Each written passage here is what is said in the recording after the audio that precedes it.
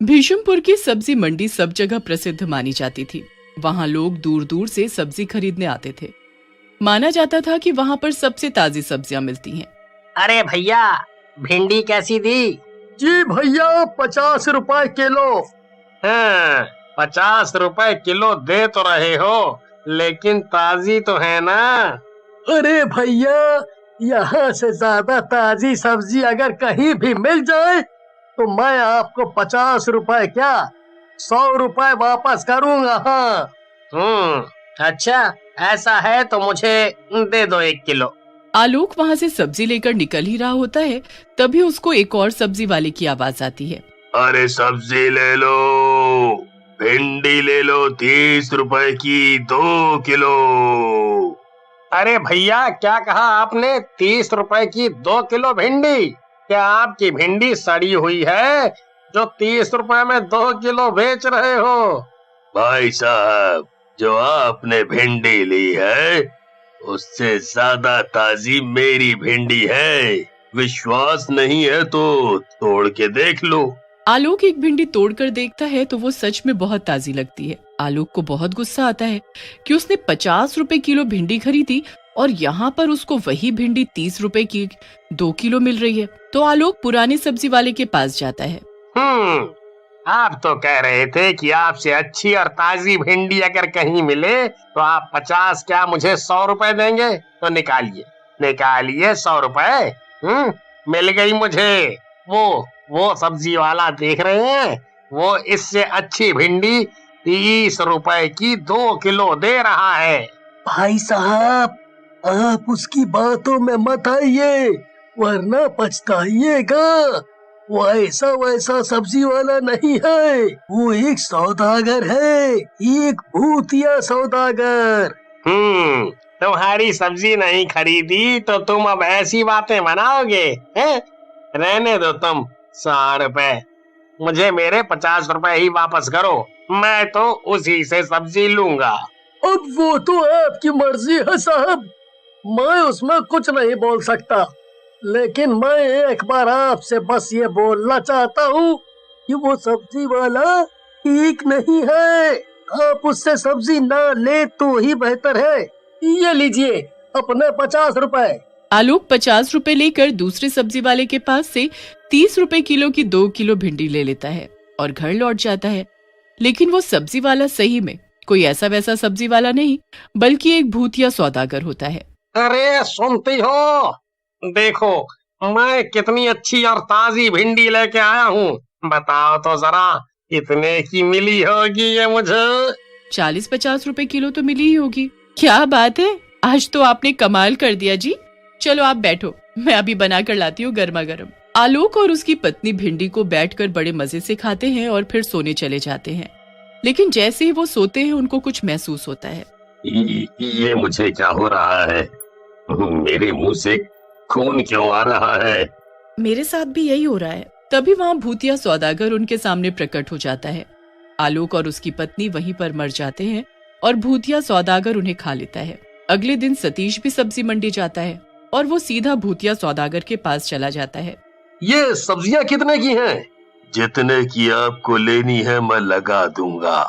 बहुत ताजी सब्जियां हैं, बताओ कितनी दे दूं? सब कुछ 2-2 किलो। क्या बात है, कोई पार्टी है क्या? हाँ, नया घर लिया है तो बस उसी की खुशी में एक पार्टी रखी है। तब तो मैं 2 किलो और आपको मुफ्त में दूंगा।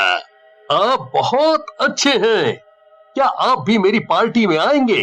जी जरूर, आपने मुझे बुलाया तो मैं जरूर आऊंगा।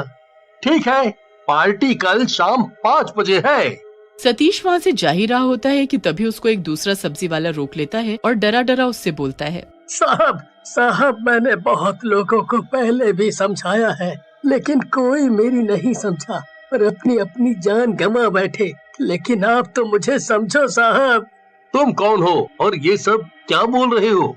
मैं सब जानता हूँ, मेरा पूरा परिवार खत्म हो गया था इसी में। ओफो, लगता है कोई पागल है। घर जाता हूँ। बहुत काम है, पार्टी है। सतीश इतना बोलकर घर चला जाता है और वहां जाकर अपनी पार्टी की तैयारियां करने लगता है। सतीश हलवाई को सब बनाने को बोल देता है। उसके बाद हलवाई सब बना देते हैं और फिर सारे मेहमान आ जाते हैं। तभी भूतिया सौदागर वहां आ जाता है और सतीश उसका अच्छे से स्वागत करता है और सब खाना खाने लगते हैं।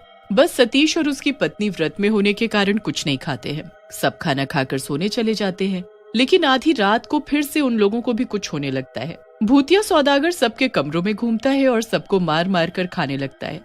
लेकिन जब वो सतीश और उसकी पत्नी के कमरे में जाता है तो देखता है कि वो तो आराम से सो रहे हैं। भूतिया सौदागर को कुछ समझ नहीं आता और वो वहां से उन दोनों को बिना मारे निकल जाता है। सतीश और उसकी पत्नी अगले दिन उठते हैं तो देखते हैं चारों तरफ बस खून फैला हुआ था। हमारे सब अपने मारे गए और हम बच गए, लेकिन ऐसा क्यों हो गया? ऐसा क्या था जो हमने किया और इन्होंने नहीं? तभी अचानक सतीश को वो सब्जी वाला याद आ जाता है जो उससे अजीब अजीब बातें कर रहा होता है। सुनो, मैं अभी आता हूँ, तब तक तुम पुलिस को बुलाओ। लेकिन आप जा कहाँ रहे हैं? कुछ नहीं, तुम वो करो जो मैंने कहा है। और सतीश वहाँ से भागते हुए सीधा उस सब्जी वाले के पास जाता है जिससे उसकी सब्जी लेने के बाद बात हुई थी। अरे सुनो, तुम उस दिन क्या कह रहे थे? मुझे क्या नहीं करना चाहिए था? और तुम क्या जानते हो? तुम मुझे क्या समझाना चाहते थे? क्या हुआ साहब? सब ठीक है ना? आप इतने घबराए हुए क्यों लग रहे हैं? तुम मुझे पहले बताओ, तुम मुझे क्या समझाना चाहते थे? ऐसी कौन सी बात थी? ओह साहब, जिससे आपने उस दिन सब्जी ली थी वो एक भूतिया सौदागर है।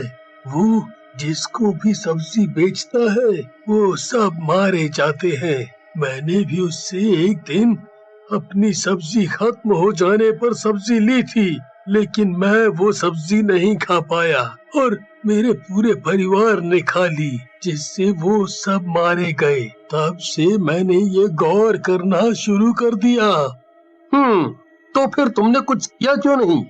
क्योंकि मैं बहुत डर गया था।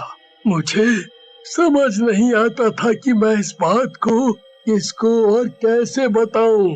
कहीं भूतिया सौदागर को अगर ये पता चला कि मुझे उसका सच पता है तो वो मुझे भी न मार डाले। मैं मरना नहीं चाहता साहब।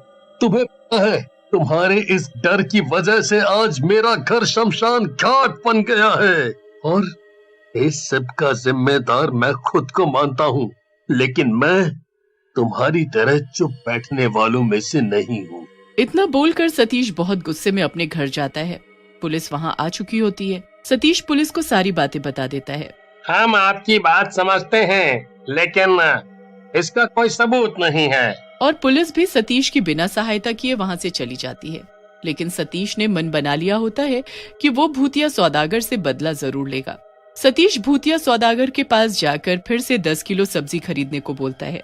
अरे आप वही है ना जिन्होंने मुझे घर पर बुलाया था? क्या आपके घर पर फिर से कोई पार्टी है? और उस दिन वाली पार्टी कैसी रही? हाँ, पार्टी तो बहुत अच्छी रही। इतनी अच्छी कि लोग मुझसे बोल रहे हैं कि मैं दोबारा से एक पार्टी दूं। और सब्जियां बहुत अच्छी बनी थी, जिसके लिए ये मैं सब्जियां ले रहा हूँ। और मैं चाहता हूँ कि इस बार भी आप जरूर आए। हाँ, मैं जरूर आऊंगा। तुम मुझे जरा बताओ कि तुम करना क्या चाहते हो? तभी वहाँ पर भूतिया सौदागर आता है और वो फिर सतीश के घर में घुसता है, लेकिन वहाँ पर कोई नहीं होता। अरे यहाँ तो कोई आया ही नहीं अभी तक। हाँ, सब आ जाएंगे। आप बस इस बार सबसे पहले आए हैं।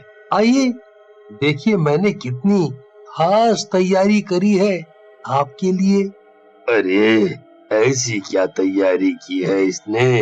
अरे देखो, मैंने आपसे इतनी सारी सब्जियां खरीदी, वो भी एकदम सस्ती और ताजी ताजी। तो मैंने सोचा क्यों ना मैं भी अपने बगीचे में कुछ सब्जियां उगाऊं। हाँ, बिल्कुल। और वो सतीश को कुछ कुछ तरीके बताने लगता है। वो उसे बीजों के बारे में जानकारी देने लगता है। तभी चुपके चुपके सतीश अपनी बीवी को कुछ इशारे करता है। उसकी पत्नी इशारे समझ जाती है और जैसे कि उन दोनों ने तय किया था, सतीश की पत्नी बताया हुआ सामान लेकर बगीचे में आ जाती है। सतीश और उसकी पत्नी भूतिया सौदागर को उसी लकड़ियों के बीच धक्का दे देते हैं और माचिस डालकर उसको जलाकर राख कर देते हैं और भूतिया सौदागर खत्म हो जाता है।